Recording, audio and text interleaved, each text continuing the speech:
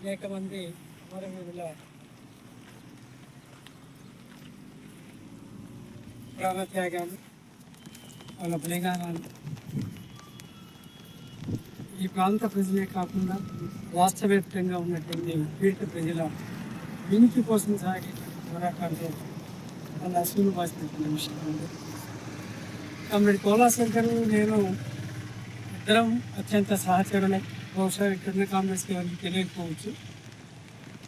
మేమిద్దరం ఒకేసారి రాష్ట్ర కార్యక్రమంలోకి వెళ్ళాం, పీడీసీ రాష్ట్ర కార్యక్రమం. అది 89 ఒంగోలులో జరిగినటువంటి రాష్ట్ర మహాసభలు. తాను ఉమ్మడి నల్గొండ జిల్లా నుంచి కార్యవర్గ సభ్యుడిగా, నేను ఖమ్మం జిల్లా నుంచి కార్యవర్గ సభ్యుడిగా ఎన్నికయ్యాను. 1990 జూన్ 27 రేపు జరిగిన తేదీలో ఖమ్మం జిల్లా పెండిపోల గ్రామంలో మా రాష్ట్ర కార్యవర్గ సమావేశాలు జరిగినాయి 3 రోజుల పాటు. అప్పుడు అధ్యక్షుడిగా చిట్టిపాటి వెంకటేశ్వరరావు, ప్రధాన కార్యదర్శిగా రంగారావు వాళ్ళిద్దరు ఉన్నారు. వాళ్ళిద్దరి సారథ్యంలో పీడీఎస్ రాష్ట్ర కార్యవర్గ సమావేశం పెండిపోలలో జరుగుతుంది. మొదటి రోజు మధ్యాహ్నం నుంచి వివిధ జిల్లాల రిపోర్ట్లు ఇవ్వటం ప్రారంభించారు కామ్రేడ్స్. రెండవ రోజు ఉదయం నల్గొండ జిల్లా వంతు వచ్చింది. ఆయన మాట్లాడినటువంటి ఒక అర్ధగంట సమయంలో బహుశా 20 నిమిషాల పాటు నల్గొండ జిల్లాలో పీడీఎస్ ఆర్గనైజర్గా, కార్యకర్తగా నేను తిరగడానికి అవకాశం లేకుండా ఉంది, అవకాశాలు లేవు, ఎక్కడికి వెళ్ళినా నిఘా ఉంది, ఎక్కడికున్నా వాళ్ళు వేటాడుతున్నారు, వెంటాడుతున్నారు, ఏ క్షణంలో ఏదైనా చంపేయచ్చు ఆర్ఎస్సీ వాళ్ళు అని చెప్పి తను రిపోర్ట్ చేశాడు. సరే, ఆ రిపోర్ట్ అంతా అయిపోయిన తర్వాత చిట్టిపాటి వెంకటేశ్వరరావు, రంగారావు గారు వాళ్ళిద్దరూ మాట్లాడుతూ ఆయనకు ఒక డైరెక్షన్ ఇచ్చారు. ఏదేమైనప్పటికీ కోదాడు ప్రాంతంలోనే, ఆ పరిసరాల్లోనే ఉండాలి, నల్గొండలో ఏ ప్రాంతానికి నువ్వు వెళ్ళవు, ఉన్న దగ్గర కూడా చాలా జాగ్రత్తగా ఉండాలని చెప్పి తనకు ఒక డైరెక్షన్ కూడా పీడీఎస్ రాష్ట్ర కార్యవర్గంలో మేము రెండో రోజు సాయంత్రము ఇచ్చాం. యాదృచ్ఛికంగా జరిగిన సంఘటన ఏంటంటే, మేమిద్దరము ఆ 3 రోజుల పాటు 3 రాత్రులు ఇళ్లలో అన్నం తినడానికి వెళ్ళాం. ఒక్కొక్క ఇంటికి ఒకరు ఇద్దరు అట్లా పోయేవాడు. నేను కోలాశంకరు 2 రోజుల పాటు ఒక ఇంటికి ఇద్దరం పోయాం. మళ్ళీ మరుసటి రోజు ఇంకో ఇంటికి మేము ఇద్దరే కలిసిపోయాం. ఆ 2 సందర్భాల్లో కూడా ఏ విషయాలు మాట్లాడుతుండేవారు. 3వ రోజు సమావేశం అయిపోయింది. మేమందరం ఖమ్మం వచ్చాము. మయూర్ సెంటర్లో రాత్రి 11:30 ఆ ప్రాంతం అవుతుంది. మనం ఆఫీస్కి వెళ్ళి పడుతున్నాం. నేను వెళ్ళాలి అని చెప్పేసి నన్ను లారీ ఎక్కించాను, నేను వెళ్తానని చెప్పేసి అన్నాడు.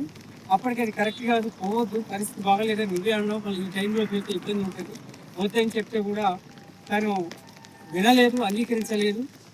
సరే, మేమిద్దరం కలిసి అప్పుడు మయూర్ సెంటర్లో టీ తాగిన తర్వాత నేనే స్వయంగా ఉండి లారీ ఎక్కించాను. కోదాడు అచ్యుతరావు గారి దగ్గరికి వెళ్తానని చెప్పేసి అంటే, ఎందుకు ఆయనంత వెళ్ళాలి అనేటువంటి బలమైన నిర్ణయం తీసుకున్నాడు.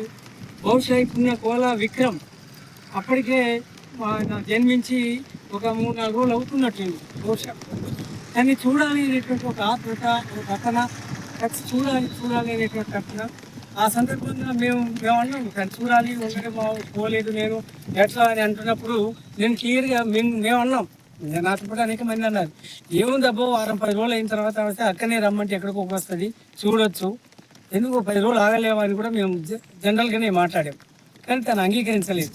కేవలం తన కొడుకును చూడాలన్న ఉద్దేశంతో ఆ రేత్రి కోదాడు వచ్చాడు. కోదాడు అచ్యుతరావు గారి దగ్గరికి వెళ్తానని లారీ ఎక్కాడు. నిజంగా కోదాడు వచ్చాడా లేదా అచ్యుతరావు గారి దగ్గరికి వెళ్ళాడా మాకు తెలియదు. కానీ తాను ఆ తర్వాత ఆ రోజు వచ్చి ఉంటాడు. ఆ తర్వాత అటు వాలేరు రావటం, 2వ తారీఖు మధ్యాహ్నం 3-4 ప్రాంతంలో మాకు ఈ సమాచారం వచ్చింది, కోలాశంకర్ని హత్య చేశారని. ఎందుకు నేను ఈ విషయం చెప్తున్నానంటే, మనం విప్లవోద్యమంలో పనిచేస్తున్నటువంటి క్రమంలో శత్రువు ఎప్పుడు మన పట్ల అలర్ట్గా ఉంటాడు, అంతకంటే రెట్టింపు అలర్ట్తో మనం ఉండాలి. బహుశా ఈ ప్రాంత మన కామ్రేడ్స్కి నేను ఈ విషయం చెప్పాల్సిన అవసరం లేదు, ఎందుకంటే చాలా అనుభవం ఉన్నటువంటి కామ్రేడ్స్ ఉన్నారు ఇక్కడ. భౌతిక ఘర్షణలలో ఎట్లా ఉండాలా, ఏ రకంగా వ్యవహరించాలి, ఏ రకంగా మనం జాగ్రత్తలు తీసుకోవాలనే దాంట్లో అపారమైనటువంటి అనుభవాలు ఉన్న కామ్రేడ్స్ ఇక్కడ ఉన్నారు. కారణాలు ఏమైనప్పటికీ కామ్రేడ్ కోలాశంకరు విజ్ఞతని ఆ సందర్భంగా ప్రదర్శించలేకపోయాడు. నిజంగా వద్దు పోవద్దు హోదాల్లోనే ఉండాలి అని చెప్పి చేసిన సూచనని అంగీకరించి తను ఉంటే కొంత సేవ్ అయ్యేవాడేమో అనేది మాకు అనిపించేది. అది ఒక ఇన్సిడెంట్. తర్వాత అనేక అనుభవాలు ఉన్నాయి. రాష్ట్ర కార్యవర్గంలో కలిసినప్పుడల్లా అనేక విషయాలు నల్గొండకు సంబంధించి చెప్తుండేవాడు. దానికి సంబంధించి మేము మాట్లాడుకునేవాళ్ళం. కానీ కోలాశంకర్లో ఉండేటువంటి ఒక ప్రత్యేకత ఏమిటంటే ఏదన్నా మొండిగా మనం పనిచేయాలి, వాడేం చేస్తాలే అనే పద్ధతుల్లో కొంత తన నుంచి వ్యక్తం అవుతూ ఉండేది. ఎవరు ఏం చేస్తారనేటువంటిది కాదు, కానీ మనము ఒక ప్రయాణం, ఒక ఉద్యమంలో ప్రయాణం చేస్తున్నప్పుడు గడ్డిపోస పట్ల కూడా మనం అప్రమత్తంగా ఉండాలి. మీ అందరికీ తెలుసు గడ్డిపోస ఎంత ప్రాక్టీస్గా ఉంటుందో మీకు తెలియంది కాదు. అది భయంకరమైనటువంటి వరద వచ్చినప్పుడు దాన్ని తట్టుకోవడానికి అది ఒక ఎత్తుగడ వేస్తుంది, వెంటనే వాలిపోతుంది, వరద వెళ్ళిపోద్ది, మళ్ళీ లేచి నిలబడు. అది దానికి ఉండేటువంటి ప్రాక్టీస్. మనం ఇవాళ విప్లవోద్యమంలో పనిచేసేటప్పుడు శత్రువు పట్ల మనం ఏ రకంగా వ్యవహరించాలి, ఏ రకంగా అప్రమత్తంగా ఉండాలి అనేటువంటి విషయాన్ని మనం ఆలోచించుకొని తగ్గట్టుగా మన పరిపద్ధతులు, మన వ్యవహార శైలిని మనం మార్చుకోకపోతే విప్లవోద్యమంలో దీర్ఘకాలం పనిచేయడానికి అవకాశం లేకుండా పోయే ప్రమాదం కూడా ఉంటుంది అని దానికి సంబంధించింది ఇది ఒక ఎగ్జాంపుల్.